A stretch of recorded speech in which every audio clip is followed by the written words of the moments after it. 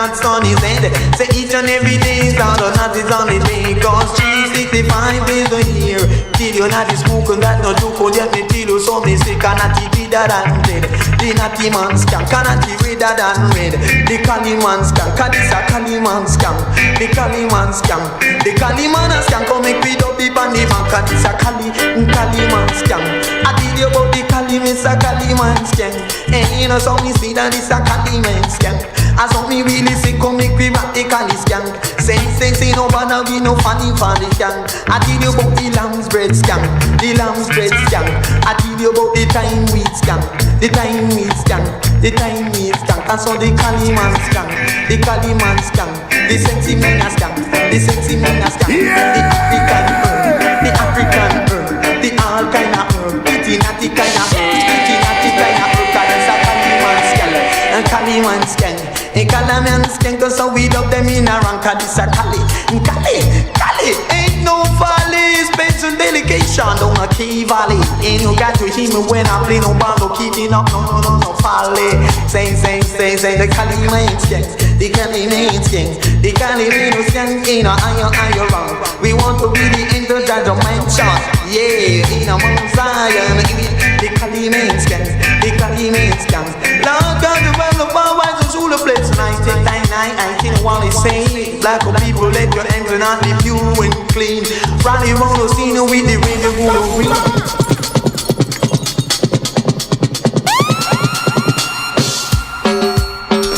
You are now in the mix with DJ K Slay. All kind of house, man. I imagine this Christmas rain all a fall child house. Pick me all a wash and all.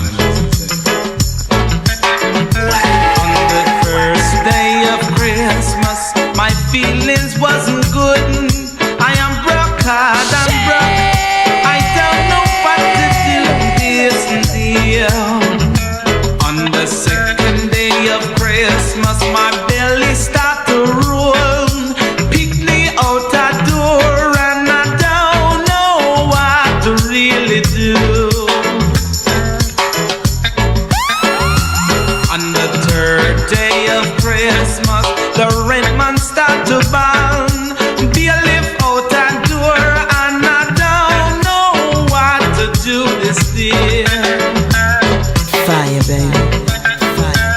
On the fourth day of Christmas, the people whispering, I can't get the privacy and I don't know what to really do. On the fifth day of Christmas, I try and get to work, sweep out the office, mix little coffee, and I just feeling little better now. Yes indeed. Yes indeed. A pleasant good night to all and sundry. Of course, this is a yes indeed. But of course, the Wednesday edition of the Corridor Transformation, your host Lennox Smith. And of course, as usual, we are in the Christmas season, so why not? Because of course, there's so much bitterness, so much pain. And of course, now that we are like those persons that we call in love and pipers, when we want to postpone reality. But the fact of the matter is that the pressures are so overwhelming and are so incisive and are so all-pervasive and are so consuming that you have to find ways and means to, of course, address the problem.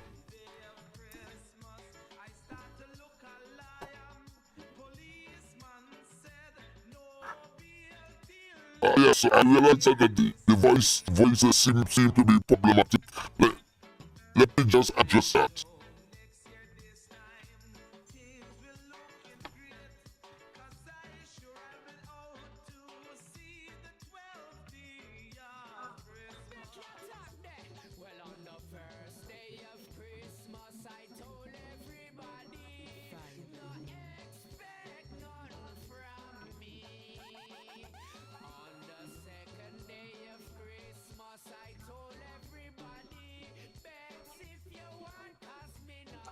I trust it is much better now. Let me just make sure that my quality assurance team is at hand, of course, to correct it just in case. Let me get a signal first before I continue on my, of course, my mission to say, in spite of the situation in terms of Christmas and yes, all of the issues surrounding Christmas, culturally and otherwise, because we have a religious as we also have a mundane aspect of it. Yes, indeed. So I just got the signal that, of course, the voice is no longer robot-like. But that being as it may, we are in full stride, and indeed, of course, we continue to treat with the issues of the day in spite of the season, because this is not a season to be relenting or to be in any way complacent, because the government is not. They were in Parliament only yesterday, of course, and purporting to, of course, manage our affairs in a way that, of course, always to cover up their incompetence, impotence, and the evil that they would have done to the people.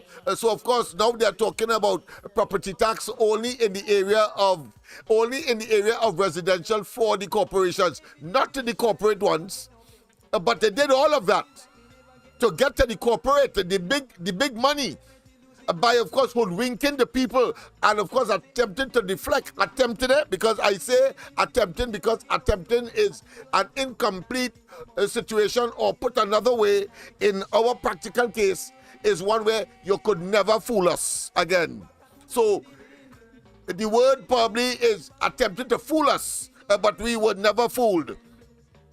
And therefore, we are not surprised that the government wants, of course, the corporations to collect only residential property tax now that they got their way, having regard to the fact that they, Rowley and Imbert, told us in non-certain terms in 2015, they will never touch. It's a dastard act, it's an evil tax. It is a reprehensible tax. Tax is one that the PNM will never, of course, pursue. But at the end of the day, we know the culprit and the miscreants that they are, and the deceivers that they are, and of course have no place in government and no place in government for them, but they will, of course, obviously destroy the entire country, because, of course, their forte and their main purpose is really to empty the treasury in their respective favors. We know, it is clear now, the die has been cast, and their portion is inevitable. They will have to face the criminal justice system. But of course, let us just, of course, enjoy some of our reggae brothers in Jamaica's offerings as far as Christmas is concerned. Rocka to the rhythm and blues, rocka to the rhythm and blues. Skanga, skanga, skanga, skanga, skanga, skanga, skanga, skanga, skanga. Hey, we do right on now. Right now, I talk some curb free now, but to them say Christmas. This day after our day, but not forget lock up. Think that we done with it. You are now in the mix with DJ K Flair. My collier, oh my collier. All I want for Christmas collier, but we smoke up the herb and rest. All we want for Christmas collier, my collier, oh my collier. All I want for Christmas collier, but we smoke up the pipe and rest. Please the cutter send the herb over next door. Send on the herb, make we smoke up the pipe. Please could you send the herb over next door, make we smoke up the pipe. All I want for Christmas collier, my collier, oh my collier. All I want for Christmas collier.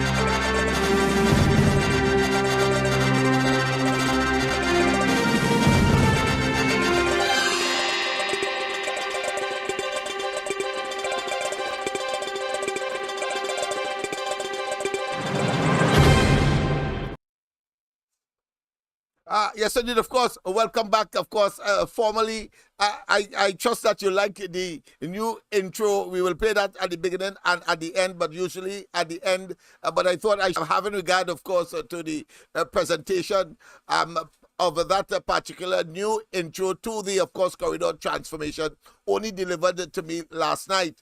So I thought I should share it with you. So that being as it may, of course, a pleasant good night to all and sundry, East, West, North, South, Central, and Trinidad, our friends in Tobago, and wherever you are, streaming on the World Wide Web, a pleasant good day to you. Yes, indeed, of course, we'll continue, of course, with our position as far as remedies are concerned, because this country will be lost without, of course, the persons with vision. And clearly, the present leadership lack vision. They are myopic, if not totally blind.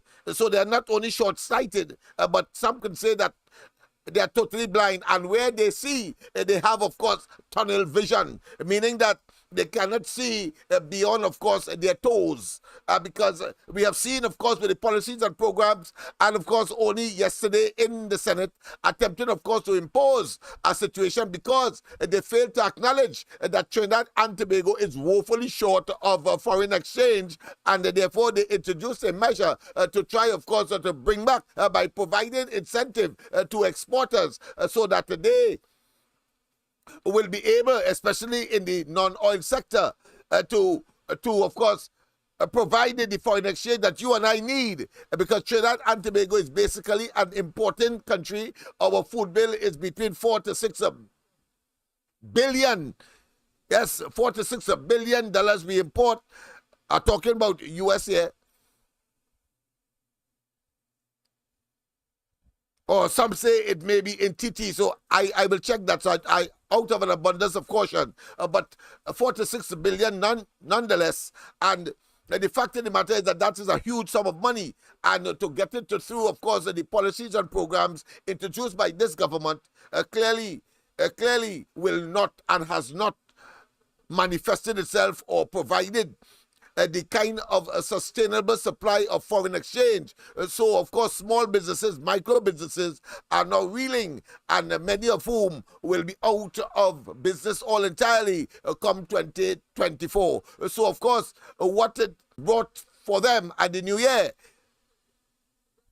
no business, and therefore the loss of their businesses. And we saw the same thing happen, I think about 6,000 small and micro entrepreneurs lost their businesses coming out of COVID, and Rowley said that he managed it well.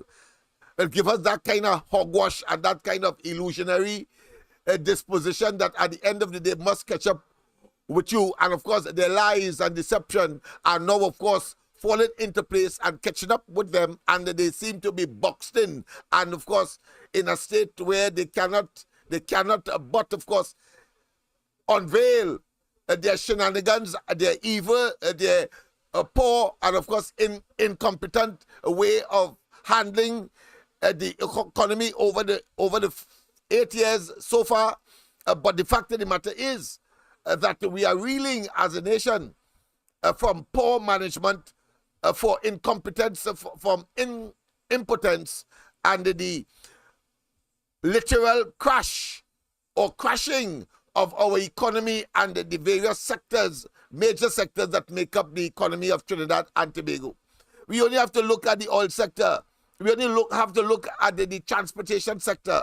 We only have to look, of course, at the entertainment sector. We have to look, of course, at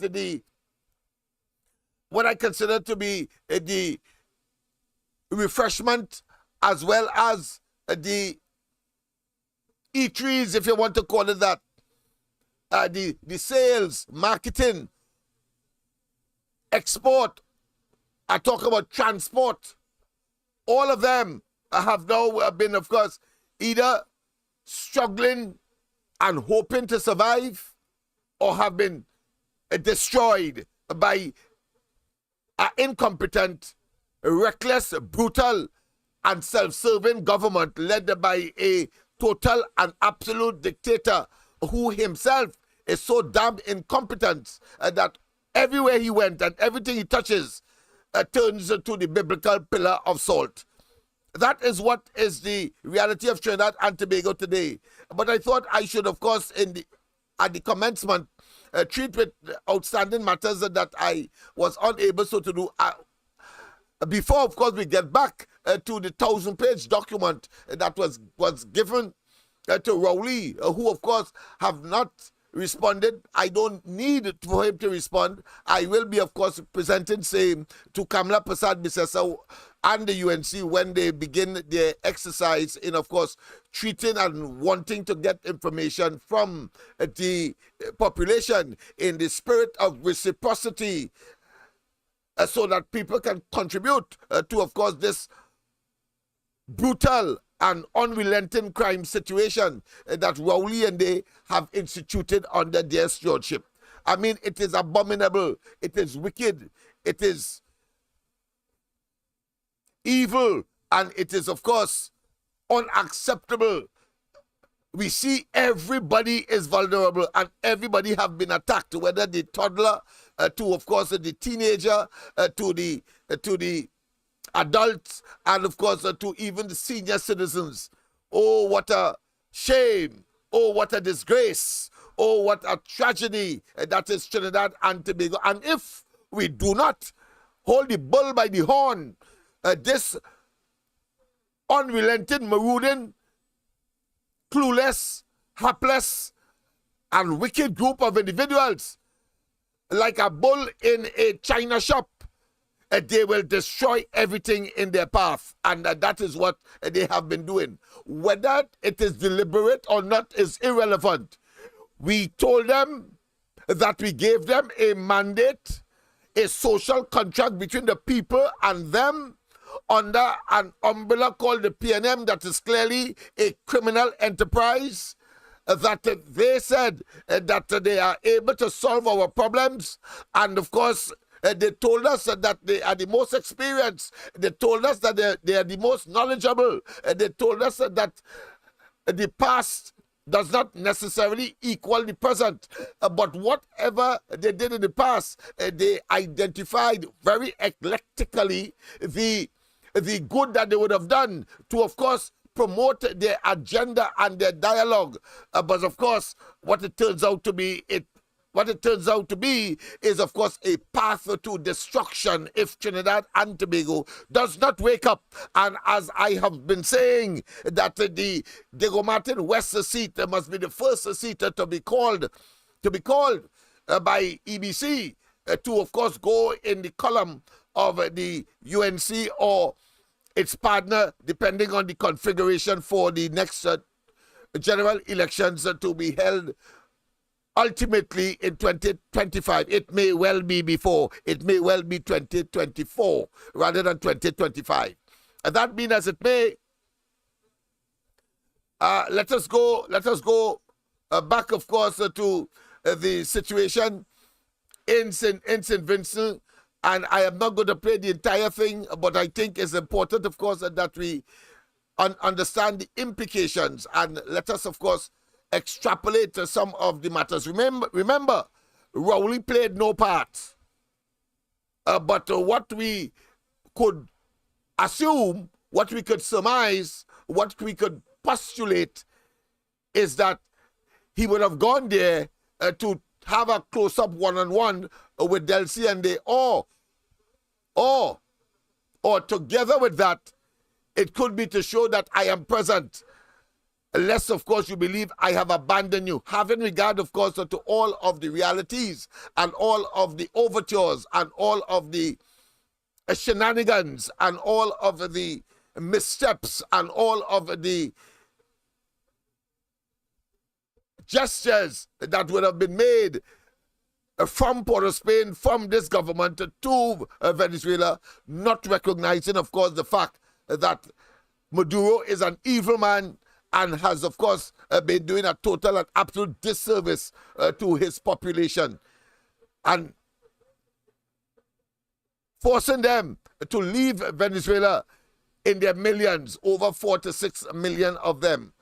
Let's go straight, of course, to that situation in St. Vincent, just to wrap up that particular event because there are other things that I want to talk about with respect to Rowley, and of course, the whole question of human trafficking, and Rowley's, of course, despicable, opportunistic, but always spitting in the sky talk and falling in his face as per usual.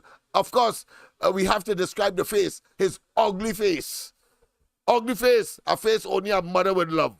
Yes, let's go straight, of course, to St. Vincent and look at what is happening, what happened there. Well, of course, we had the situation where... Also out of Guyana, and I understand that the letter which I wrote we had the situation where earlier today and sent Gonzalez outlined the President principle. We'll go to the ending. I'm not going to burden you with too much of it. Matters were but crystallized. essentially, what he was saying was laying out the foundation and the premise for the discussion that occurred the following Thursday. And of course, he said essentially it was not about resolving the matter. They cannot resolve the border issue. Of course, the Guyanese said that the International Criminal Court is the place they rather. And here it is. And I've had several conversations too with the Guyanese prefer the International Court of Justice, while of course Venezuela wants face-to-face. So who would have won out in that encounter in St. Vincent?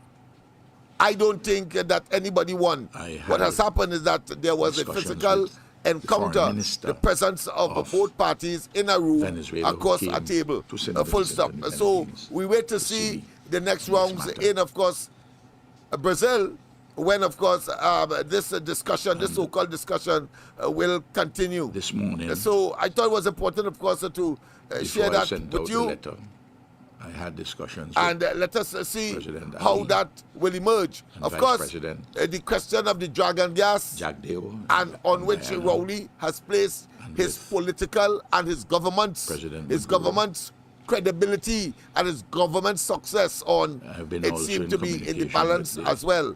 It seemed not to materialize or will not materialize, even though, according to him, hard work and frequent fire Secretary General efforts of the United Nations were made to secure this deal. So this is the, of course, the International Court of Justice delivering a decision saying, halt everything, let everything stay as it is. As, of course, at that time, Maduro was, of course, bellowing a lot of gangsterism, a lot of gangster talk, a lot of bellicose language. All of that took place. All of that took place, yes. All of that took place. But let's hear some of the statements that were made of Essequibo, and some of the international the UN's top court ordered Caracas to take no action that would alter Guyana's control over the territory.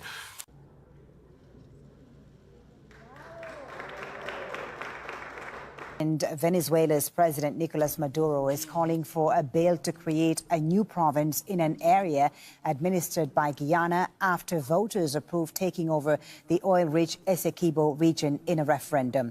Maduro also wants oil companies working there under Guyana's approval to withdraw. Guyana's president has called Maduro's statement a direct threat against his country. The case is pending at the International Court of Justice, which has barred Caracas from taking any action in the area. The White House is warning against conflict. We will discuss to create firm legislation to prohibit hiring companies that operate or collaborate with the unilateral concessions given by Guyana in parts of the sea that's yet to be divided. And don't forget, people, of course, the lines I wanted tested. We tested it today. So the lines are there open. Of course, 337-6940. 337-6940. You can test it now to see what is happening. Of course, those of you who wish to assist us with our hamper drive, well, of course, 336-6594. 336-6594. That is, of course, the number to call with respect to our hamper drive, but to call right now, 337-6940, 337-6940, and the hamper drive, 336-6594, 336-6594. So, of course, let's continue with international recognition because it's a serious matter. Very, very serious. It will be done through special laws. On the future of I Trinidad suggest that in this for law children, we give these companies 3 months to generation. abandon those operations in the parts of the sea where the borders are yet to be set. 3 months. Well, joining us now on Al Jazeera, live from Georgetown, the capital of Guyana, is President Irfan Ali. Mr. President, thank you very much for talking to Al Jazeera. Can I ask you first your reaction to Venezuelan voters approving a referendum claiming rights over Essequibo? Well, first of all, as we said before, Venezuela has the right to do whatever referendum they want to do. However, as we went to the ICJ, we went to the ICJ specifically to seek orders against a referendum that seek to annex Essequibo, which is part of Guyana, and against the questions that were in that referendum. The questions in the referendum sought to give Venezuela the authority to act in annexing the Essequibo, setting up administrative mechanism, issuing ID cards, and the ICJ ruled overwhelmingly, unanimously, the ICJ ruled unanimously that Venezuela must not act on the outcome of this referendum. They ruled that status quo must remain, that is, Essequibo remains within the territory of Guyana. Right. In Latin America, tensions are rising between Venezuela and neighboring Guyana. It's over this chunk of land that you can see. So you will realize that Al Jazeera, of course, CNN that is behind me now, as well as, of course, other international based in the Northern Hemisphere and, of course, in the Southern Hemisphere, networks that has carried this matter because people were fearful that another conflict might have broken out, this time, of course, in the Western Hemisphere, in South America, having regard to what is happening between Israel and the Palestinians, and of course, what is happening between the Ukraine and Russia, and the flashpoint that seem to be also inching forward, and that is to say, the Taiwan reunification by, of course, China and the threat of force to make that happen. Of course, the United States say that they will be supporting Taiwan in any, of course, force annexation or unification, as the case may be, with, of course, China. So quite a lot of things are happening, but our job is to monitor it. But the government has a duty, of course, in that matrix to do what is required to deal with Trinidad and Tobago's interests. So what we are seeing is that they are dealing with their own personal interests and not that of Trinidad and Tobago, and therefore in breach of the collective and that contract, that social contract between the government who say that they are here to assist us, and then we see that Dr. Rowley has arrogated unto himself and have emasculated and have captured government to deal with only who he prefer rather and acknowledge, whilst of course he protect to the hilt those who are doing wrong things inside of his own administration, and where he gets an opportunity to deflect attention away from his own iniquities, evil and criminal behavior, both him and of course his bunch of thieves, that kleptocratic group of individuals, he then of course ascribe to others like Kamala Prasad Bisesa and the UNC, his favorite, what I consider to be whipping girl and or institution. Let's go back of course to CNN and hear what they have to say, because this has garnered international attention. In lines in orange and green, that's the Essequibo region, a potentially oil-rich territory which is a part of Guyana. And this is not just a dot on a map, as you can see. This region makes up 2/3 of the country. Venezuela has claimed the land since the late 19th century, but President Nicolas Maduro has escalated this claim, announcing his move to take over the region. Have a listen. Immediately, we'll proceed to give operating licenses for the exploration and exploitation of oil, gas, and mines in all our Guayana Esquiva. Yesterday, Mr. Maduro is now showing his vision of a new map of Venezuela, including the disputed territory, saying all residents from the area would be granted Venezuelan nationality. The effect of the award regarding the boundary between a colony of British Guyana and the United States of Venezuela on 3 October 1899, to which I shall refer as the 1899 award or the award. In its judgment of 18 December 2020, to which I shall refer as the 2020 judgment, the court found that it has jurisdiction to entertain the application filed by Guyana insofar as it concerns the validity of the 1899 award and the related question of the definitive settlement of the land boundary dispute between Guyana and Venezuela.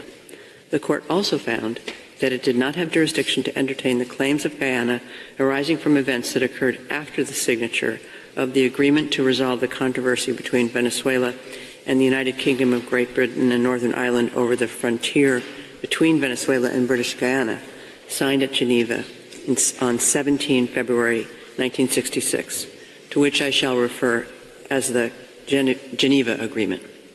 I further recall that in its judgment of 6 April 2023, to which I shall refer as the 2023 judgment, the court rejected Venezuela's preliminary objection concerning the exercise of the court's jurisdiction and found that it could adjudicate upon the merits of Guyana's claims, insofar as they fall within the scope of the court's jurisdiction as defined in the operative clause of the 2020 judgment. I finally recall that on 30 October 2023, Guyana filed a request for the indication of provisional measures referring to Article 41 of the statute and Articles 73 and 74 of the Rules of Court. In its request, Guyana states that on 23 October 2023, the government of Venezuela, through its National Electoral Council, published a list of 5 questions that it plans to put before the Venezuelan people in a consultative referendum on 3 December 2023. According to the applicant, the purpose of the questions is, I quote, to obtain responses that would support Venezuela's decision to abandon these proceedings and to resort instead to unilateral measures to resolve the controversy with Guyana by formally annexing and integrating into Venezuela all of the territory at issue in these proceedings, which comprises more than 2/3 of Guyana. End of quotation.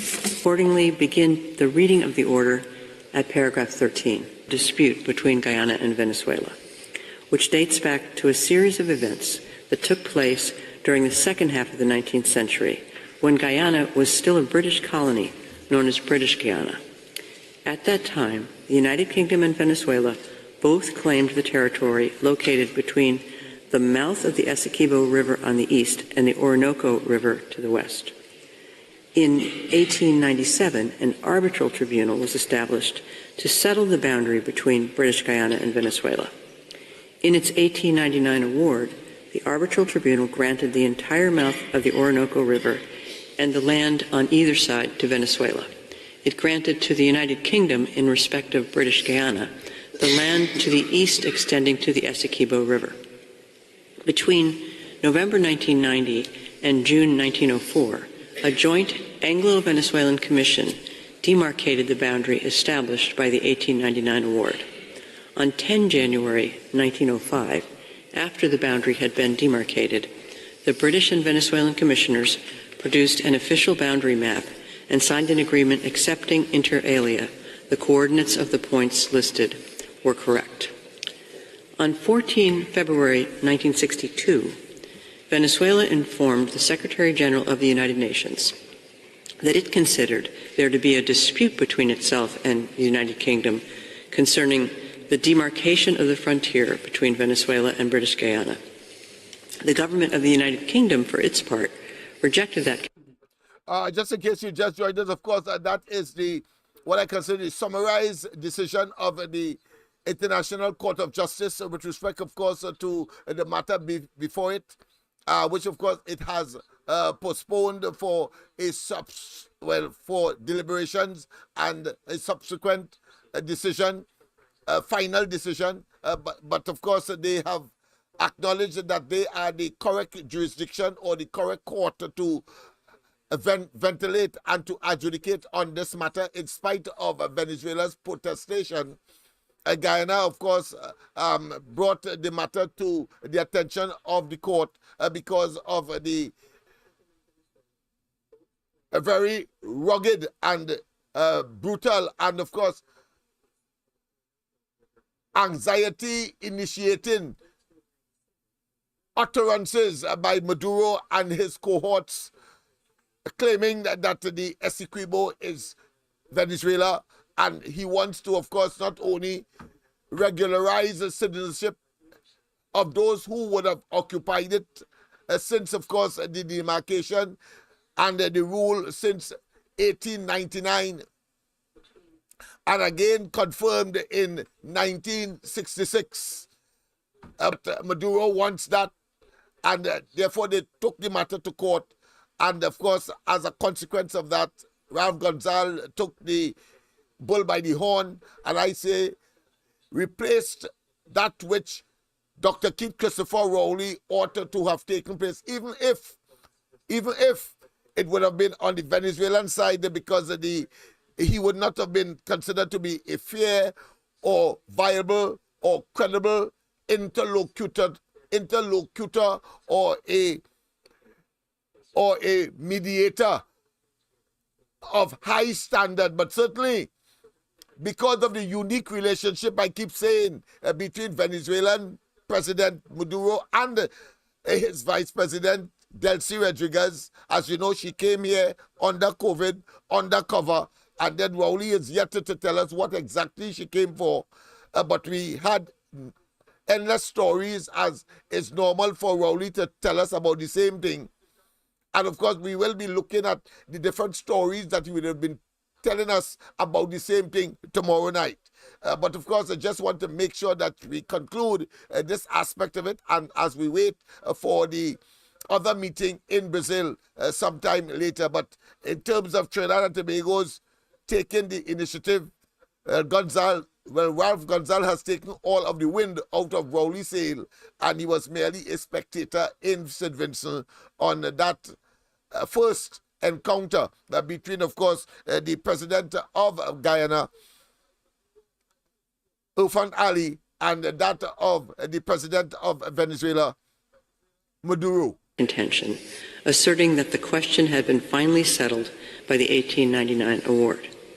After various attempts to resolve the matter failed, the representatives of the United Kingdom, Venezuela, and British Guyana signed the Geneva Agreement on 17 February 1966. On 26 May 1966, Guyana, having obtained independence, became a party to that agreement. Attempts were made in the ensuing decades to resolve the dispute through different means of settlement envisaged in the Geneva Agreement, all of which failed, leading the Secretary General of the United Nations in January 2018 under the Geneva Agreement to choose the court as the means to resolve the dispute. In the present case, the court has already found in its 2020 judgment that it has jurisdiction to entertain the application filed by Guyana on 29 March 2018, insofar as it concerns the validity of the 1899 award and the related question of the definitive settlement of the land boundary dispute between Guyana and Venezuela. The court observes that Guyana contends that it seeks the preservation and protection of its right to the territory awarded to it by the 1899 award, pending the court's determination of the validity of that award and to the integrity of its territory, or alternatively, its right to the settlement by the court of the land boundary between Guyana and Venezuela. The court considers that Guyana's right to sovereignty over the territory in question is plausible. The court concludes, therefore, that a link exists between the rights claimed by Guyana that the court has found to be plausible and the aforementioned requested provisional measure. On 24 October 2023, the President of Venezuela, Mr. Nicolás Maduro Moros, publicly stated that the referendum would give Venezuelans, for the first time, the means to take a collective decision as a country. Other official statements suggest that Venezuela is taking steps with a view towards acquiring control over and administering the territory in dispute. For instance, on 6 November 2023, the Minister of Defense of Venezuela, General Vladimir Padrino Lopez, made an appeal to go to combat with reference to the territory in question. Well, Furthermore, well, as usual, I'm hearing it here, but I'm not. Yeah. It's coming up. Thank you for calling. Caller, let me just get it up. Let me just get it up. Yes, hold on, caller. Right, good. Yes, let's see what. All right, a pleasant good night. Welcome to the corridor. Good evening, Mr. Lennox. Yes, loud and clear. As opposed to last night, was total silence. All right. Thank you so much, Feliz Navidad to everybody. Yes, indeed. I'm sure is welcome at this time. A good compliment. It's better than, of course, the drudgery and the turbulence that people are experiencing now. So it's good to know that we have good people still in Trinidad and Tobago willing to give people at least good greetings. So go ahead, my friend. Hey, we celebrating the birth of the baby. You know what it is? Yeah. Yes. Followed by the North Star. Yes. Songs and praises, actually. I'll have a little discussion, not for long, but... No problem. You know, I think if Maduro go mad and just crossing the border, I think that would be a good for the Caribbean and for the world. Go ahead. I'm sure you're going to give your reasons. Because I think that would be the limit where we could get rid of it. Where people could get rid of it. Oh, because let me tell you something. The army could be 1 million strong. It could be 1 million cowards. Yes, indeed. I agree with you. Because I'm looking at documentary too. The Air Force not as strong. The Navy not as strong. They can't go through the terrain that through the Esquibo. So it's put troops. Yeah, infantry, of course, equipment will have a task in getting through that jungle. Yeah. Right. What I'm saying is that, I like to look at documentary with war and all that. I'm thinking about it all the time. I ain't that bright and I ain't that stupid. All right, I hear you. Venezuela can't fight the war to America. Whether they have Russia, Cuba, China, man, they cannot fight no war with America, even if America with Infant Ali. If Infant Ali promised America 20 years of free oil, what do you think they will do? That'll protect the oil. That'll protect the promise. What do you think they will do? Protect the interests. Not because, you see, everybody against America because they have Biden, and Biden is that strong, and he not outspoken like Trump. But Trump, let me tell you something, when they were fighting with the Taliban, Trump dropped a bomb in Syria that was equivalent to the nuclear bomb. It's called a hydro bomb. And it liquid a whole mountain where the Taliban was hiding. You think Russia want to take their artillery and want to give it to Venezuela to do something like that? Or they will keep it for themselves? Of course they'll keep it for themselves. I mean, the best is for last. We saw even with the Ukraine war, they were, scampering to protect Moscow as some of those drones, infiltrated deep inside of their territory. And they never expected that. They thought things would have happened in other person's land, yeah. No, it's just not the same thing here about Maduro.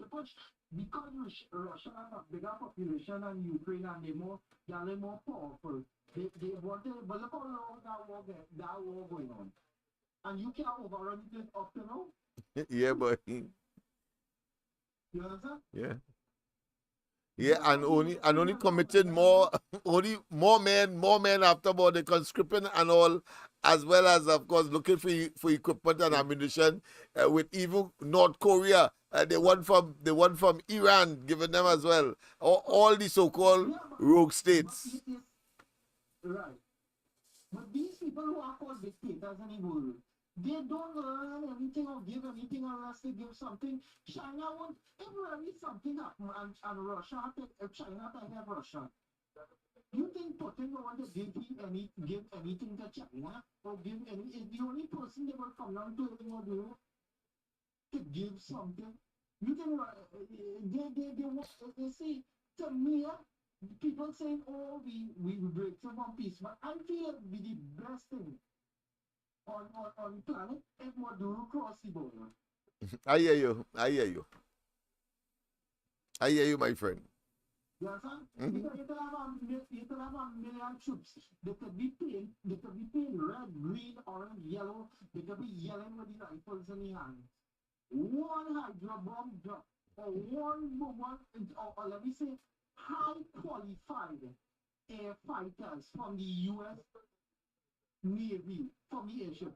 5 of them fly down with skills that all be coming at the Venezuelan Army Air Force and just destroy military zones around them. Yeah, they will do all the military assets. They will target the leadership, like what they did in Iraq. We remember that, and of course they decapitate the leadership and then move in, and in a jiffy the war was over. Because I don't want war. I really don't want war because people get hurt. The people on the ground get hurt. Yeah, innocent, yes, civilians get hurt a lot. I would like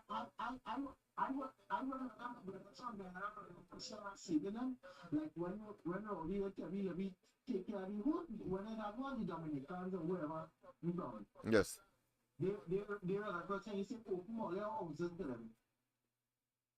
Yeah, when they had the crisis, yes. The next thing is Yes. The next thing is they want to do the Ember wants to destroy the NIS so the government can have a hand. That is why would you let your immigrants work? When all over the world they're not letting immigrants, they put them in a corner and keep them there and let the UN see about them. You letting them be here, get a job, work for less money or do it, and now they're getting smart, you know. Now they're not going to work for like small money again. You know what I asking for a domestic lady to come and work it? To come and to give me a little help. They get smart now. They're not working for the money. They get smart. They need to be people. They know the plans. They know the rent. They know how to live now. Yeah. They're looking on a Friday. They want to go and drink salvation too. Yeah. They learn the cultural and the normative behavior. Yeah, and they adapt and adjust. I agree with you. Right. And they have one upon us. When they're speaking, we don't know what the hell they're talking about. Because we're not that educated. All right, Lennox. Thanks so much for listening to me and have a good night, brother. Yes, same to you, my friend.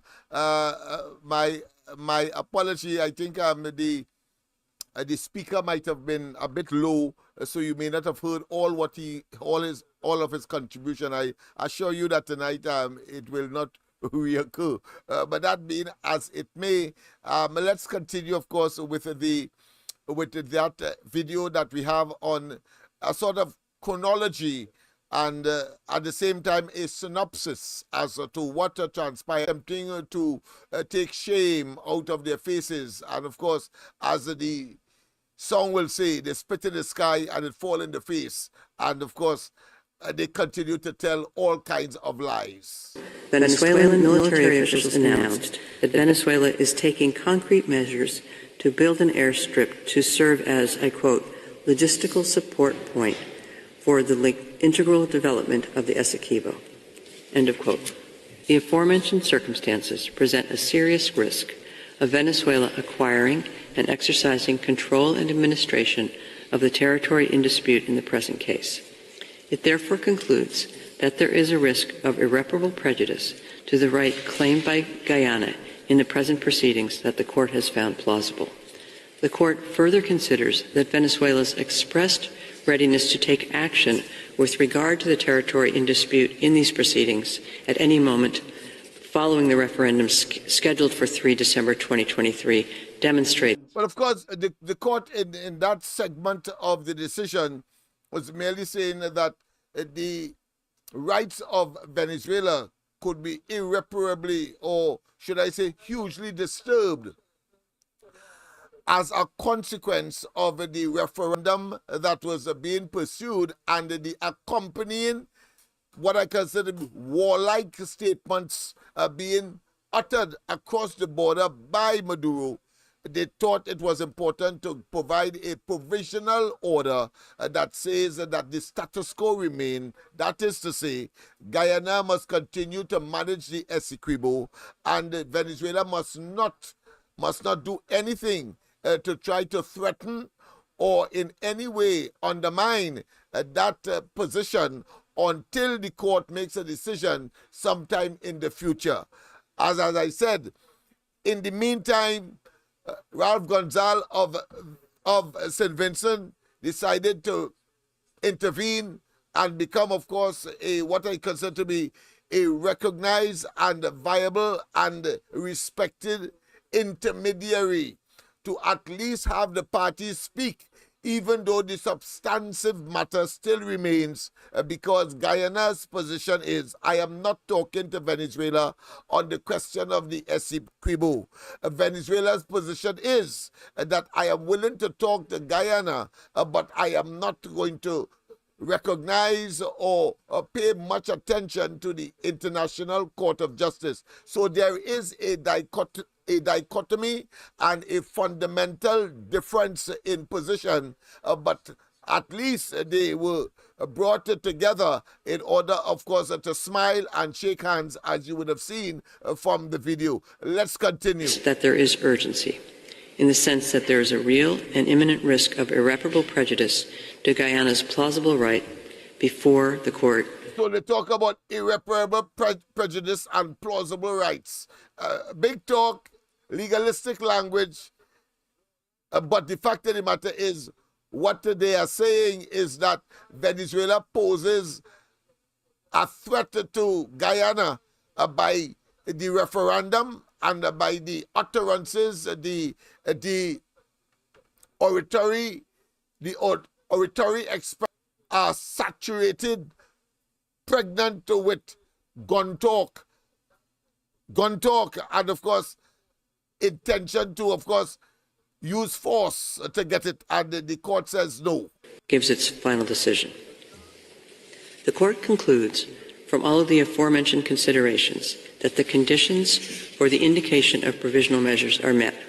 The Court considers that, pending the final decision in the case, Venezuela must refrain from taking any action which would modify that. Emphasizes that the question of the validity of the 1899 award and the related question of the definitive settlement of the land boundary dispute between Guyana and Venezuela are matters for the Court to decide at the merits stage.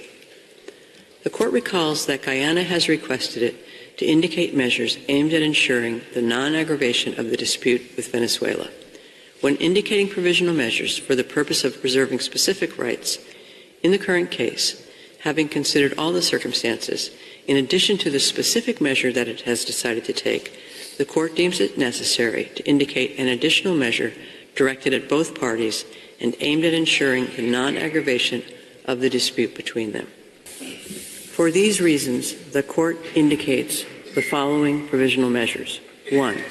Unanimously, pending a final decision in the case, the Bolivarian Republic of Venezuela shall refrain from taking any action which would modify the situation that currently prevails in the territory in dispute, whereby the Cooperative Republic of Guyana administers and exercises control over that area.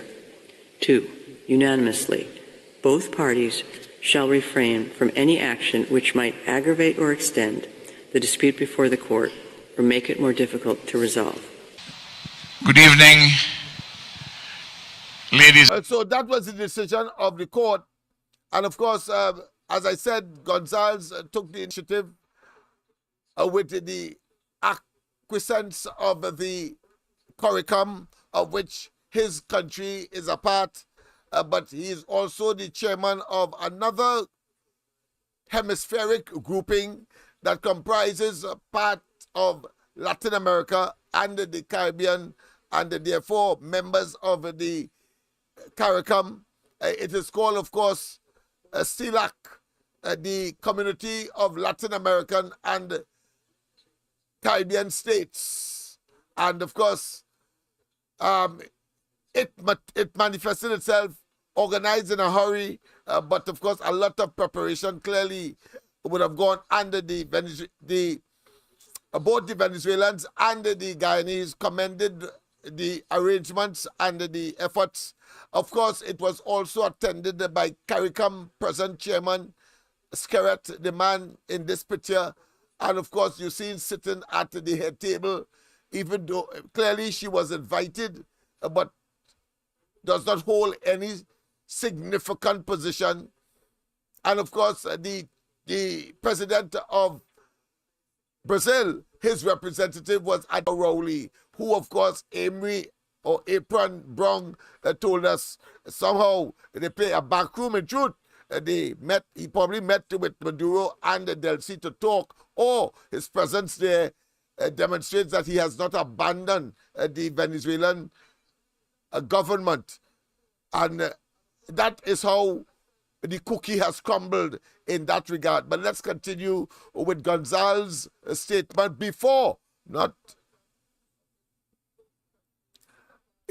we explained what he said before. This is the coming out of the exercise, the joint communique that he presented to the world. And everybody was listening and seeing that as an exemplary approach to a possible conflict between neighboring countries, far less for countries that are further asunder. Ladies and gentlemen of the media, first I'd like to apologize for keeping you waiting. The second thing I will say at the very beginning is that I will read the joint declaration of Argyle for dialogue and peace between Guyana and Venezuela. And at the conclusion, there will be no questions. The declaration will speak for itself. So once again, you see at the head table, Skerrett, to my right, of course, Gonzalez in the middle, and of course the representative of the Brazilian president on the right side of the Prime Minister of St. Vincent, Ralph Gonzalez. Let's hear what that communique says and what you would want to interpret. As I said, the lines are open, 337-6940. It doesn't matter whether it's green, black, whatever verb, doesn't matter. Once we can communicate, I would expect that matters like these that are so significant to Trinidad and Tobago's advancement and development, having regard to the fact that one of the players in that exercise, who has been the aggressor, I talk about Venezuela, Trinidad and Tobago is dependent upon, because the question is, can we the people trust Maduro? Because if it is the International Court of Justice said that it is the forum to resolve the matter, but he went ahead with a referendum and was bellowing from Venezuela, gun talk. We have to be careful. Must we? I leave it up to you to call. Can we trust Maduro to get the dragon gas? What is stopping him after we put out our monies and make the investment with Shell and send and do the pipelines, of course, to the hibiscus platform, where, of course, it will be piped to the facilities of NGC. And then, of course, the organization month of the monies, what to go to Venezuela and what should come to Trinidad. Should we take the risk, having regard to the preparations and the efforts of Venezuela to flex its muscle because it has a bigger army than that of Guyana, having regard to international, of course, decisions on the Essequibo matter? I leave it up to you. Can we, or would it be an investment in futility? And worse yet, Dr. Rowley is yet to tell us how much through NGC that the government of Trinidad and Tobago is putting out to set up that pipeline. And of course, as you know, wise they got, of course, an additional 2 years. It is about 4 years it will take before that project is completed and that we can benefit from it in terms of gas coming from those very, comparatively speaking, expansive gas fields. These fields under, of course, the Dragon field on the Venezuelan side of the border, the maritime border. There are copies of the declaration which are being printed at the moment for members of the media. As you are probably aware, at the head table with me, Prime Minister Roosevelt Skerritt of the Commonwealth of Dominica, the current chair of CARICOM, the Prime Minister of Barbados, Mia Mottley, and we have our brother, the personal envoy of President Lula of the Federated Republic of Brazil, my dear friend Celso Amorim. The declaration, no mention of Rowley, except, of course, to say who were the other prime ministers and head of state in CARICOM that was present. But in terms of any special consideration, none. None. It is a sad day for us in Trinidad, having regard to all of the efforts to get that dragon gas and the compromising of our integrity as a country. Pleasant good night. Pleasant good night. Welcome to the corridor. Who were the other prime ministers and head of state? Pleasant good night. Good night, Lennox. Good night to you. How things going? Well, you know, as could be suffering. I suffer today. Today, my car broke down near and of course the engine seized near Claxton Bay. So I had to hire now a vehicle now to bring it to my home. And of course, I'm now contemplating how to get an engine, and the engine, from my estimate, from what I've gotten so far, costing $8,000, that alone. So a bit expensive at the ending of the year, but that's how the cookie crumbles, and that's how sometimes you get dealt. Sometimes it's not in your favor, and other times in your favor. So I am, in spite of all of that, I'm very optimistic and committed to the cause of making certain that we get good government, good governance, and that the Rowley administration must get the hell out of office. Go ahead, my friend. Well, sorry to hear about your vehicle, but that just goes to show, you know. Yeah, it is like a human body. Right. When you overwork it, that will happen. The engine is like the heart. Yeah. The engine is like the heart. So, I mean, when the engine goes, then you have to work. Yeah, I want to collect some groceries. Yeah, go ahead. Well, like I say, something will happen. That positive will go take place in that. Really hope. I'm confident. The Lord is moving in mysterious ways. I see this wicked, yes, I see this wicked government engage the constituents and the opposition any food card when they ask them for food card to distribute. And them want to give the people quite on the weekend to go and distribute it on Saturday. You see this government wicked?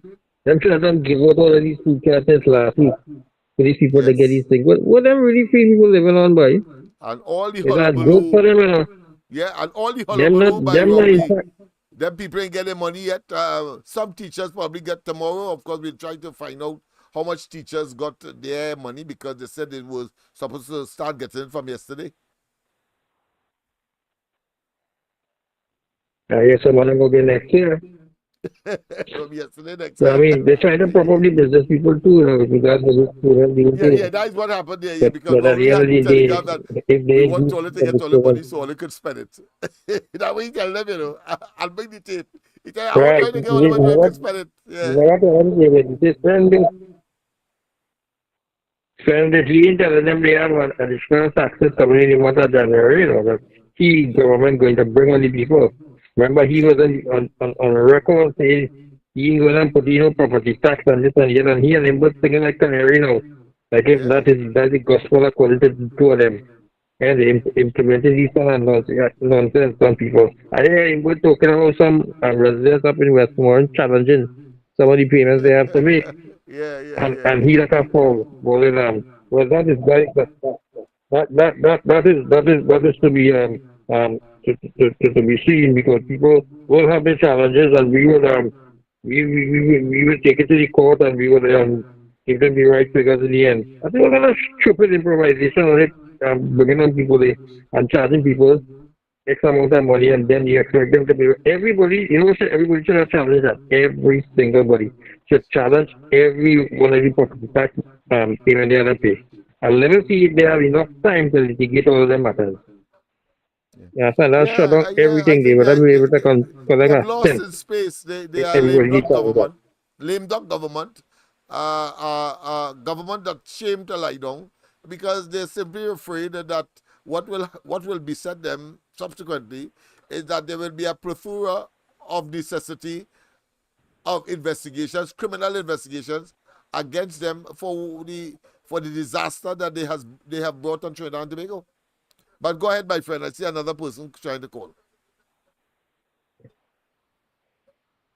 You're playing a clip there, right? Yeah, you remember that clip there, right? Yeah, you remember when this meeting takes place, right? Yeah.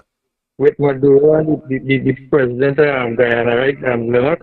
Yes. Remember Maduro that's walking the cool, you know, he ain't saying nothing, right? Yeah. But the president of Guyana, he saying he not giving up an inch of land. But if you can remember what the president of Venezuela went and do just before this, he had a mandate, right? He gave the people a mandate to do, and that mandate up in 3 months' time. Yeah. Yeah, he gave. Right, that's up in 3 months. I feel, you know what we're going to do? You know what they're going to do, Lennox? In 3 months' time, he will invade Guyana. He's gonna do I what? tell you so. Because he will invade Guyana in 3 months. Oh, okay. All right. You see how cool I'm operating there? You see how cool I'm operating? Is only Guyana president threatened. That man sit down there and nothing influencing him. And he say himself. That's how he had a mandate with the people and them, and they give him a mandate already. So he just waiting to 3 months up. You really think Maduro that mad? I believe Maduro will invade Guyana. We'll have to be seen. He's that crazy. I know America is in Guyana. So let me see. America has their own problems there. When you see, if you see the Republicans take over, they will put more sanctions on him and Trinidad go suffer. Because if he do anything like that, right, he's going to do this. Trinidad won't get no oil gas deal again, you know. That's finished up in the end. Going to the Yeah, it's like lightning striking twice in the same place. First this man sour. And worse yet if it's a Republican president coming here, and if it's anything like Trump, the dog's dead. Because them don't recognize no Venezuelan president over here. Yeah, That's that's Trinidad a is fact. big trouble with That one this I oil share and with gas. you. Yeah, that one I agree. Yeah. I go on I agree there. with that. Yes. Okay then. I agree with that implicitly that of course if a Republican president comes in, especially if it's Trump, everything will turn on its head with Trump. They are not backing down merely to make America great again. That is the mantra. And of course, he continues with that, coming out, of course, of his last stint, or his previous stint as president of the United States. Of course, I would love to hear your views as to whether or not you believe that Maduro will invade Guyana, having regard to the repercussions and the possible involvement of the United States. Not the possible, I think the inevitable involvement, because it is in their interest to protect at least the oil reserves. Because you see, if Guyana did not discover that or didn't have that, I don't think the Americans will be that enthusiastic to engage. You see? But of course, because they have to protect, of course, Exxon and the other players there, I think there's a Chinese drilling or Chinese oil company also got some acreage by the Guyanese government. But that aside, the fact is that the Americans got the American company got the lion's share. And of course, it is incumbent, as far as I'm concerned, that the Americans will want to engage. And of course, all hell may well break loose because they will want to teach Maduro and, of course, any other dictator, including, of course, Nicaraguan president, who, of course, is talking and drumming and fanning the flames of war and hostility against his citizens, as Maduro has been doing. Let's go straight, of course, to the line. A pleasant good night. Pleasant good night. Welcome. Pleasant good night. Lennox, sorry for calling back again. Yeah, sorry for calling back again. But I just want one little point again. Yeah, no problem. Right? That meeting will take place in Henderson. Which long ago, which island you think that kind of high profile meeting will that take place? Now in Trinidad and Tobago, we next to Venezuela, we next to Guyana, but we have our prime minister that's so corrupt and into, you know, as you say, let's say it again, I just forget all that thing we were saying. Well, so many descriptions. Something tangled web we weave. Oh, yeah, the cliche, yes. What a tangled web we weave. What a tangled web we weave when we first set out to deceive. Yes. When we first set out to deceive. Yeah. All these meetings, we had summit here. Look, we bring summit. You think in here, Caribbean manager, we had summit? Yes. We had summit. That meeting could have hold in Trinidad here, and we could have you have a busted prime minister holding a meeting. Thanks again. Yes. But of course, the Guyanese would have had none of it. But that did not stop Rowley from making public that these discussions were about trying to caution his friend not to engage Guyana, of course, being a member of CARICOM as well. But instead, he remained silent and then claiming that Kamala should shut up, when in fact, he should have opened his mouth at the appropriate time and, of course, be a true leader in the Caribbean by taking that kind of initiative. But he did not and failed, and therefore, that inferiority complex that we often speak of has manifested itself because he's a blasted coward, that pedophile and rapist. You know, I must say that. For those, of course, who are still have some residual sympathy or loyalty to this bunch of criminals who, of course, have found themselves in a gang that is, of course, a criminal enterprise called the PNM. Declaration of Argyle for dialogue and peace between Guyana and Venezuela reads as follows. On Thursday, December 14, 2023, in Argyle, St. Vincent and the Grenadines, His Excellency Irfan Ali, President of the Cooperative Republic of Guyana, and His Excellency Nicolas Maduro, President of the Bolivarian Republic of Venezuela, held discussions on matters consequential to the territorial dispute between their two countries.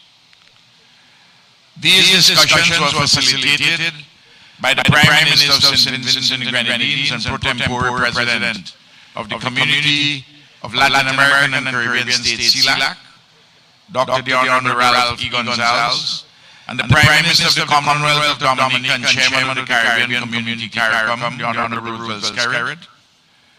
Prime Ministers Gonzalez and Skerritt, together with His Excellency Mr. Celso Amorim, Special Advisor and Personal Envoy of His Excellency Luis Inácio Lula da Silva, President of the Federated Republic of Brazil, acted as principal interlocutors. Also present were the Honorable Prime Ministers of the Caribbean Community, namely the Honorable Philip Davis, Prime Minister of the Bahamas, the Honorable Mia Amor Motley, Prime Minister of Barbados, the Honorable Dickon Mitchell, Prime Minister of Grenada, the Honorable Philip J. Pear, Prime Minister of St. Lucia, the Honorable Terence Drew of St. Kitts and Nevis, and Dr. the Honorable Keith Rowley, Prime Minister of Trinidad and Tobago. Attending as observers on behalf of His Excellency Antonio Guterres, Secretary General of the United Nations, were Their Excellency. So you notice that Rowley's name was called because he was present. Notice the Jamaican Prime Minister was not there, and therefore his name was not called. So it confirms the earlier press conference on 2 days before that actual encounter in St. Vincent, that it was not necessary for leaders to attend. That were not directly, because the Dominican Prime Minister, being the chair of CARICOM, he would have, of necessity, had to be present, but nobody else. But Rowley found himself there. Rowley found himself there. Earl Courtney Rattray, Chief Chef de Cabinet of the Office of the Secretary General of the United Nations, and Miroslav Jenka, Under Secretary General of the United Nations Department of Political and Peacebuilding Affairs. In addition, His Excellency Alvaro Leyva Duran, Minister of Foreign Affairs of the Republic of Colombia, and Mr. Gerardo Torres Zelaya, Vice Minister of Foreign Affairs of the Republic of Honduras in his capacity as CELAC Troika, also participated. All parties attending the meeting at Argyle, St. Vincent and the Grenadines reiterated their commitment to Latin America and the Caribbean remaining a zone of peace. Guyana and Venezuela declared as follows. 1. Agreed that Guyana and Venezuela directly or indirectly will not threaten or use force against one another in any circumstances, including those consequential to any existing controversies between the two states. 2. Agreed that any controversies between the two states will be resolved in accordance with international law, including the Geneva Agreement dated February 17, 1966. 3. Committed to the pursuance of good neighborliness, peaceful coexistence, and the unity of Latin America and the Caribbean. 4. Noted Guyana's assertion that it is committed to the process and procedures of the International Court of Justice for the resolution of the border controversy, noted Venezuela's assertion of its lack of consent and lack of recognition of the International Court of Justice and its jurisdiction in the border controversy. 5, agreed to continue dialogue on any other pending matters of mutual importance to the two countries. 6, agreed that both states will refrain, whether by words or deeds, from escalating any conflict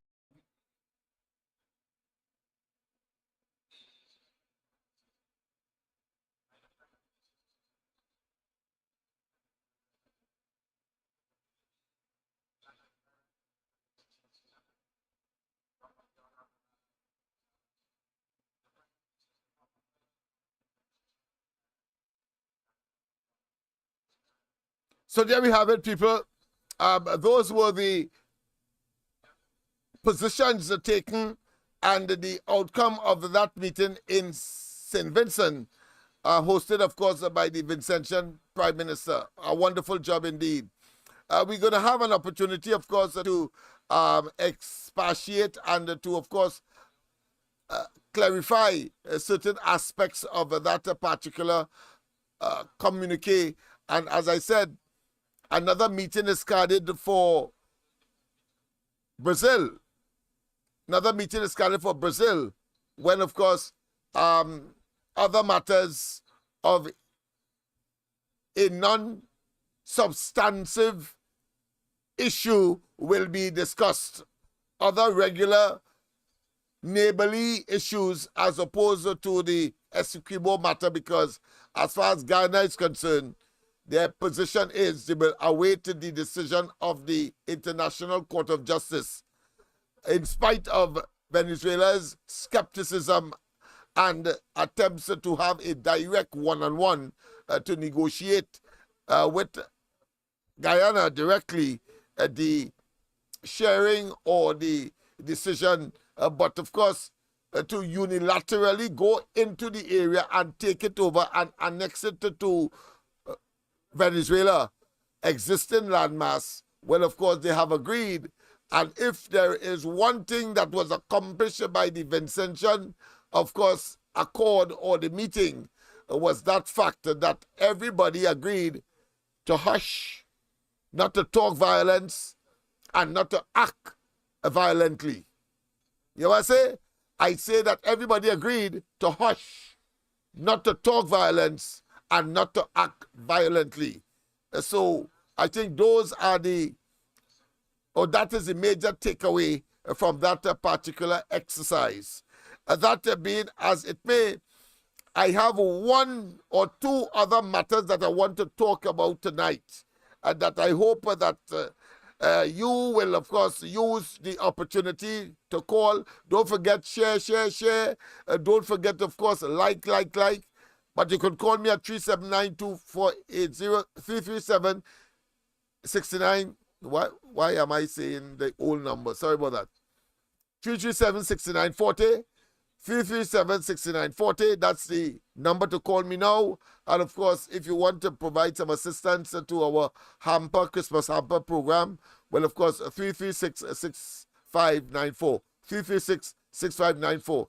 And I want to commend, of course, the young wrecking company, because, of course, I was stranded today near Claxton Bay in the wilderness. And, of course, the neighborly or Christmassy love that was extended to us, my son, as well as when we were stranded there, having gone to collect some things in San Fernando and Debay, so we were deep south, and the vehicle just simply come out, and we realized it was water it wanted, and by the time we tried to solve that problem, there was no starting, so the engine was seized, they say, and therefore have to get another engine. But I want to commend the wrecking company that observed what was happening to us, bun it up, and they came to our rescue. Of course, it cost us a little $1 or $2, but that is all right. The fact of the matter is that we would have had to make a telephone call. Somebody would have to come around. And of course, and they may be coming from Port of Spain, most likely. All of that. In fact, I called my brother who normally would assist me in those kinds of circumstances. I did call him, but he said that he was somewhere in the country. Of course, beginning his festive, should I say, encounter and engagement early. So it was a very potentially, what I say, troubling and anxious situation, but it was resolved very speedily and easily by a very observant. Of course, when we turned the engine, it was not, of course, it was not tumbling, as they would say. And so he diagnosed the problem, and we just he simply hooked up the vehicle to his, should I say, his truck. And of course, I had a high ride because I was inside the vehicle, since both of them up and therefore driven up by the cable that would have accompanied or part and parcel of the mechanism to, of course, deal with vehicles that would have shut down. Driver of young, yeah, I remember that very distinctly, young, that wrecking service for coming to my assistance. Of course, when I reached back in Port of Spain, I told him who I was, and he said, oh, yes, the face looking familiar. So, but you know, there are times when you do not, of course, even though you can, and even though you may be tempted to throw your weight around, I am not that kind of person. I'm very humble. Of course, when I'm on duty, doing your work, well, then, of course, I'm a different kettle of fish. In other words, different strokes for different folks. And, of course, life is about variety, and that's the spice of life. So you do not, of course, overlap as Rowley and his government do. We noticed, of course, some time ago when I think the former Minister of Public Utilities, a police officer had spoken to him a bit harsh. He then made a phone call to, of course, get that person disciplined. We know too of Manning, when, of course, another police officer intercepted some kind of weird driving, swerving driving that was taking place. And that person fell the wrath of the Prime Minister then. And we have, of course, Rowley himself having, of course, interfered with a whole process for the establishment statement or statement of a commissioner of police. He went to and intervened at the level of the president and at the level of the former chairman of the Police Service Commission, Bliss Sipasad, and it resulted most despicable, most high-handed, and of course the entire board had to resign, the entire commission had to resign. We saw it as well with, of course, the Brent Thomas matter, where police in Trinidad went to Barbados on a plane obviously sponsored or initiated or organized by the National Security Ministry to bring back someone who the court say has been kidnapped. The court said, not me, kidnapped because of the high-handedness and because they want to prove a point. And then, of course, the most despicable but nonetheless equally reprehensible, equally egregious is when, of course, we got to find out that the government of Trinidad and Tobago, led by Rowley and his Attorney General, organized an indemnity arrangement for Vincent Nelson to bear false witness, and I can say so without fear of contradiction, false witness against, of course, Anand Ramlogan and Ramdeen, because, of course, it was not above board and the procedural requirement was not observed, as, of course, was, should I say, rendered and dismissed by the DPP.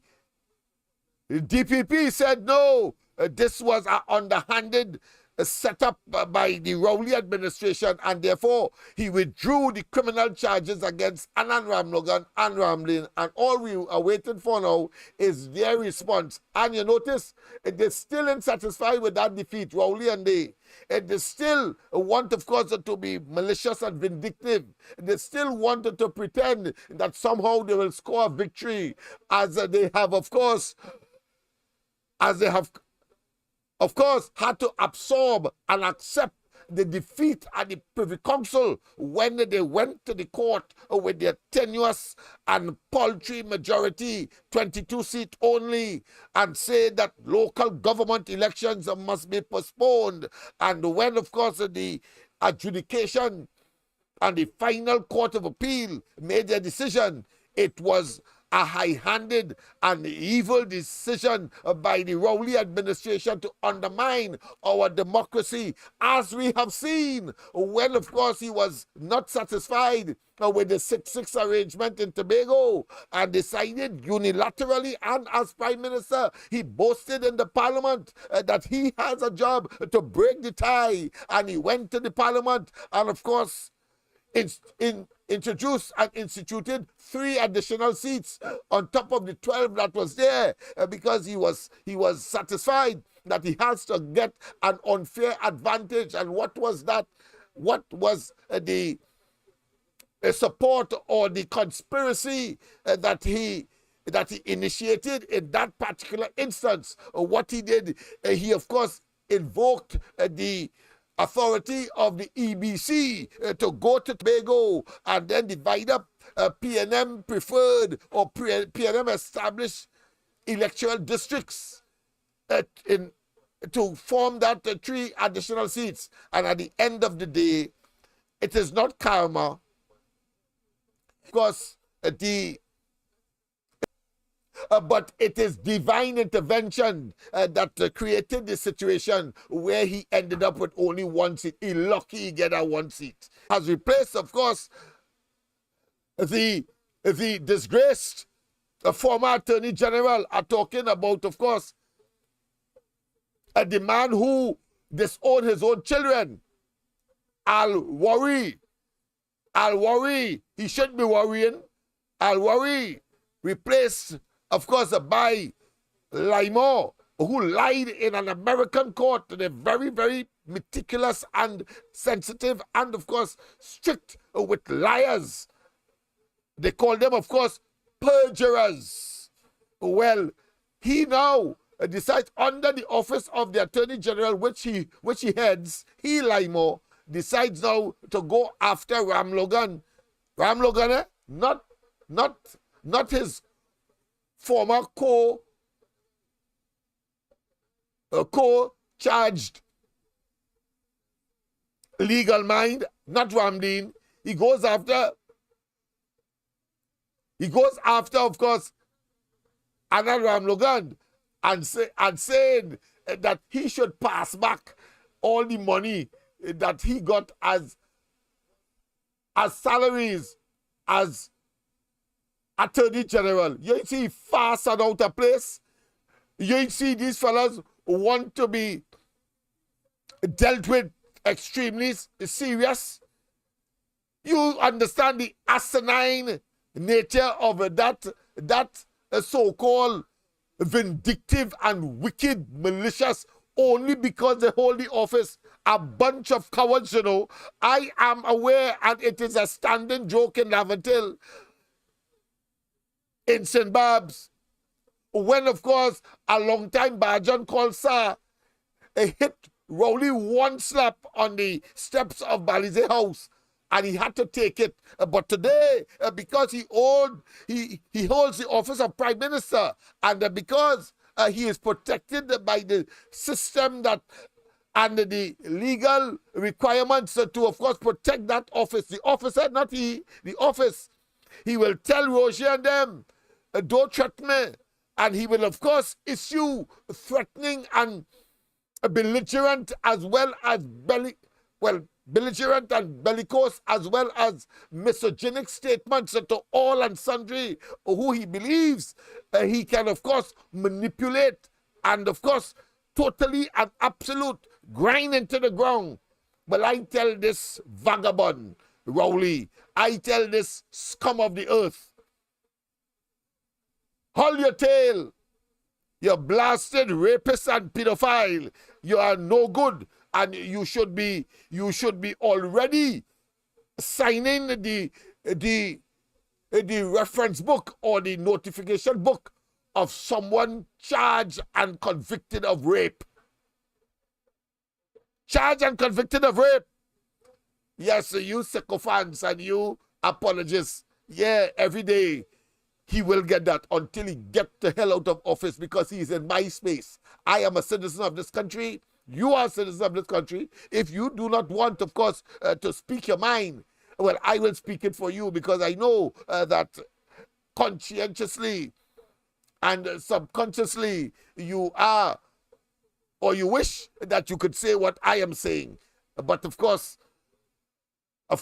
inventions are created by a few or even one man or woman, but the whole of humanity benefits. So the whole of Trinidad will benefit when we get rid of Rowley and having, of course, him placed in handcuff, in blue lights, in blue,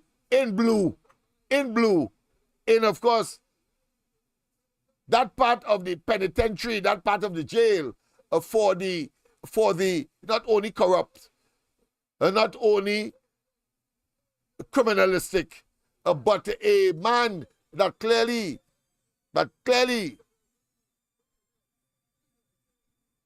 has multiple cases of a criminal nature to account for and to the system. Let me go straight to the lines. A pleasant good night. Welcome to the corridor. I like the direction you're going. Mr. Lennox, on the topic that you was talking about Maduro. Guyana. Isn't Trinidad have a same border dispute with Barbados and the fishermen and them? Yes, yeah, Tobago. Yes, and that dispute with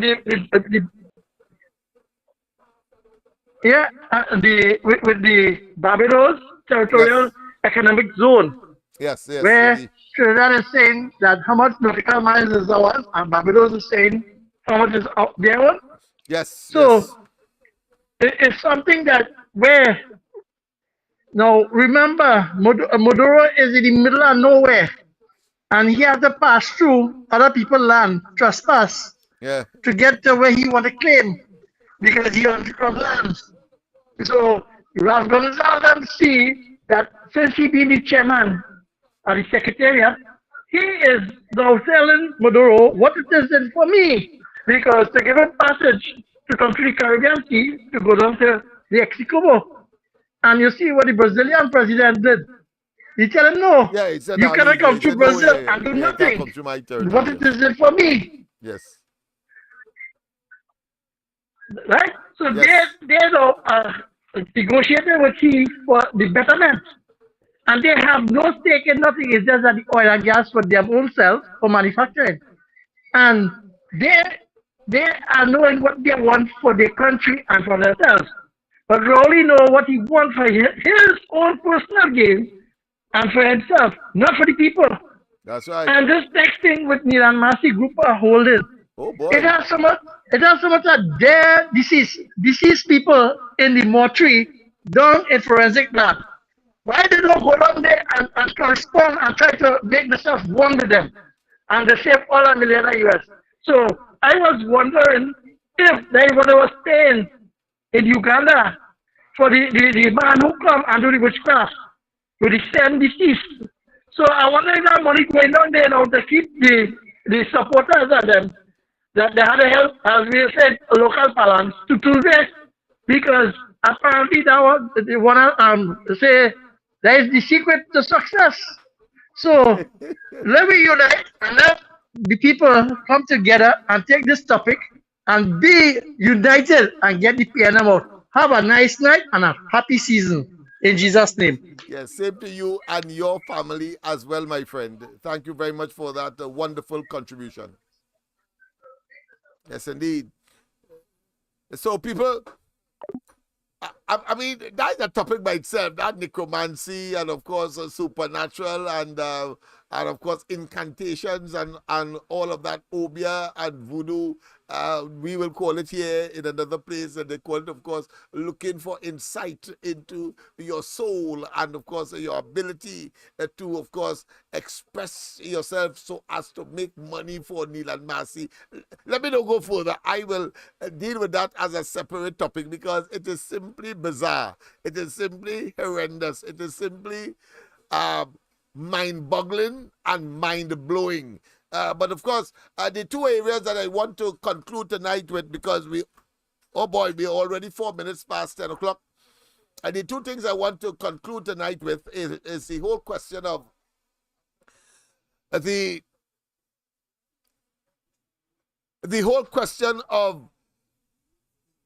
the kidnapping and people exploitation. We have that. A matter that was raised in the Parliament. And the responder, the Minister of Foreign Affairs, Amy Brown, sorry. I have difficulty in deciphering whether he is feminine or otherwise. So you will understand my challenge. But that being as it may, the fact of the matter is that when they're talking about people smuggling and people kidnapping and of course using them for different things, because the different components of this human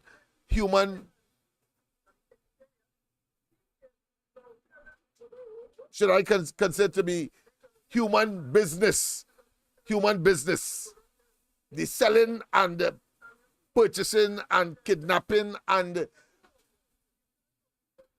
abusing of people.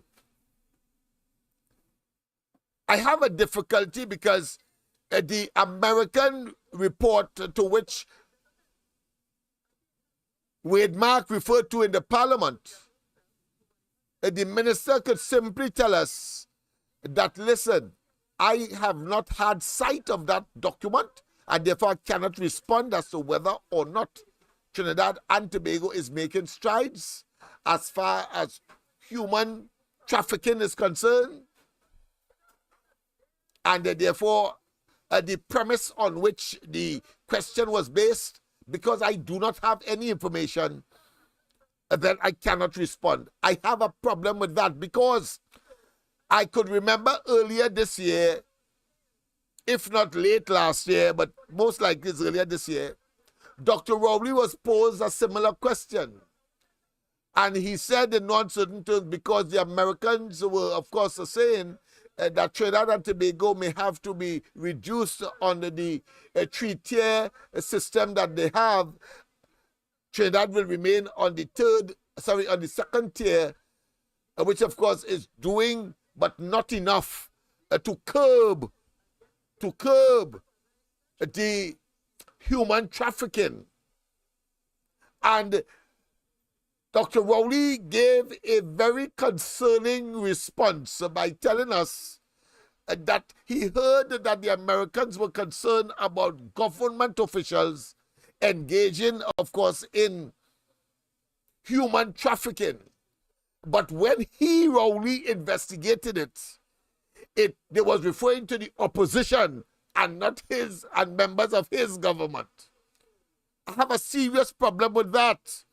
And the level of nastiness and the level of evil and the level of simpletonism that Rowley would engage in, and to make that topic a simple one. And as human beings, you're talking about nothing dissimilar to his policies and programs that are evil, that are diabolical, that are anti-human, that are inhumane, and of course a reflection of not only his stone-heartedness and rock-headedness, but his total and unadulterated, unsympathetic disposition to people who are downtrodden and who are facing, of course, the tragedies of a daily life in Trinidad and Tobago, even at the level of the inability to eat, and would be simplistic in terms of his response. And we saw the minister, again, I think it was Tuesday, responding in a similar light, simply because he does not want to answer the singular significant question, and that is government officials engage in, of course, this modern day slavery and the abuse of other human beings, because it is not them or their relatives or their family or their wives or their children. Yes, this question of human abuse, this question of human exploitation, it's a serious one, and it is, of course, very, very familiar to the PNM, because it is the Americans who said in last year's report that Trinidad and Tobago's officials are engaged and have not done sufficient, and Rowley will simplistically say that it is the opposition. Well, the present ambassador to Trinidad from the United States, Miss Bond, she said and defined, of course, who a government official is. And she said, of course, persons who are getting paid and who have a responsibility to deliver to the population. Now, for the esoteric, those who are unfamiliar with the terminology, I want us to exploit that, but of course we will do it tomorrow night. Unless, of course, clearly I will not get the time with this call coming up, because we are already, of course, 10 minutes past. And tomorrow we will look at human trafficking in Trinidad and Tobago. Pleasant good night. Welcome to the corridor. Yes. Yes. Good night. Yes, sir. Well, if I'm going to give all the money, catfish boy, the fat man, how to give the money to what he do, Rowley Smith. Right? Yes. You have to pay back money. And this next one too, Malcolm Jones, who did and go on, have to pay back money too. That's right. And the other one, we name who did he forget? Did he forget to tell Lennox Smith after some money? Oh yeah, $12 million or something like that. He had to pay back too. Yes. He did pay that fast and out of it. Total out of place. He did fast and out of it. Nasty and opportunistically and self. And if Ramboga didn't go, I mean, Paris should have given back all the money because he never win a case. He should have paid back all the money that he take because he never won a case. None. But the last few years he goes up in general. We won one little case. Nothing more than that. Every case a man went to trial with, the taxpayers country had to pay for it. Pay for it to their nose. He never win nothing at all. Never. And they want people to pay back. Hey, I tell you, when you see Ram Logan ready to drag the man name all through the mud, so a thick penny drag the man name. And then they falsifying information on the man out and nothing. Just again convicted. And that still case can go to no trial. Going back as if if that go to any trial, any judge in the right mind of yeah, Rowley and them remind me of Don Quixote. You see a windmill and looking to fight it. Well, them gone mad. These fellas gone mad. They cannot win that. Oh, they're going behind all the salary. They cannot take that case as minister. But they're real good. There's so much legalities involved in that. Well, if that is the case, then we'll have to pay back all the money that he gets as prime minister. Yeah. All right, okay, well, let me go. John Public don't know that case there already. Yes. It's done. Yes. You understand? Yes. I watch you see the matter with the fisherman, you see how they done shelve it already? Uh-huh. You see how they shelve it? They shelve the report with the fisherman, and I want now that thing put into the president and nothing coming out of that Lennox. Yeah. We're watching it with eagle eye. $15.5 million in tax money. Yeah, we're watching it with eagle eye, 15 million. Yeah. We're watching it with eagle eye. Yeah. These people wicked to the bone, eh? That 15 million Yes. could have gone to the family. How Yeah, much that's they right. Lennox? Yeah, that's right. All right, thank you very much. Of course, we will continue this discussion tomorrow night. It's very important. Do some research so that you'll be able to call in and make some healthy and, of course, a significant and relevant contribution, because this is important. You cannot be so frivolous. You cannot be so nonchalant. You cannot be so dismissive of such a significant modern day version of slavery and the reputation of the country usually, of course, is at stake. But Rowley and they don't care, as they have not cared about the economy, they do not care about poor people, have not cared about their policies and who it hurts. And they continue, of course, to be total misfits, miscreants, criminals, thieves, corrupt, evil, diabolical, and no doubt a cesspool of not just criminal behavior, but within an organization that has as its motive, has as its ethos crime and criminality. In other words, a criminal enterprise called the PNM. People, of course, tomorrow night we will look at the whole question of human trafficking and the response by both Rowley and that of the minister. It has to be troubling.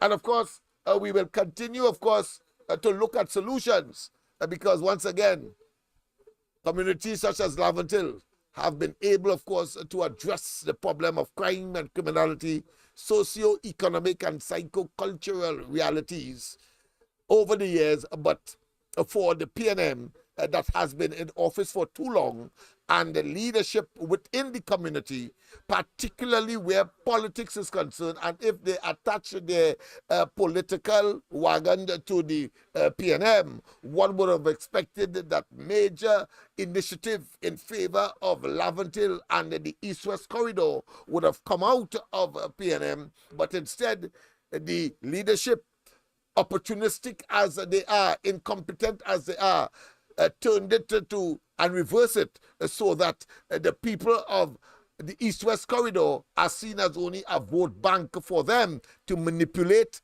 and to stay in government, to do the very people the evil that is the PNM and their delivery today.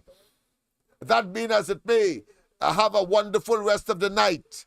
God bless.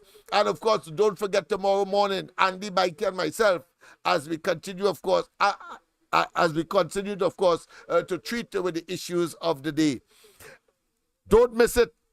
We are talking about human trafficking tomorrow and the response of this government and the embarrassment and the opportunities that we would lose again as a consequence of being nonchalant by the government and again attempting to reflect or deflect blame, suggesting that is the UNC that is in government.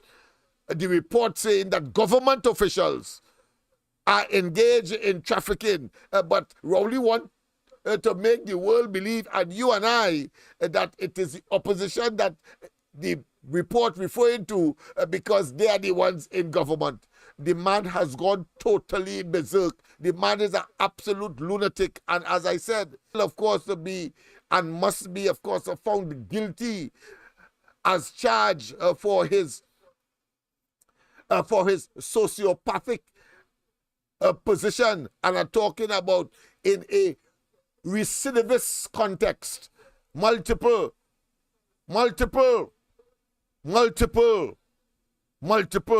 recidivist sociopath. That is the man called Rowley, that blasted rapist and pedophile. Have a wonderful rest of the night. God bless. And let's go straight, of course, to the Christmassy feeling that the period has evoked, and for which we must respond in spite of our challenges and what we would like the situation to be. Unfortunately, with the Rowley administration, no such luck. We wish you a Irie Christmas. Old Year and New Year's are just the same. Christmas on a broke pocket day. We wish you a Irie Christmas. We wish you a Irie Christmas.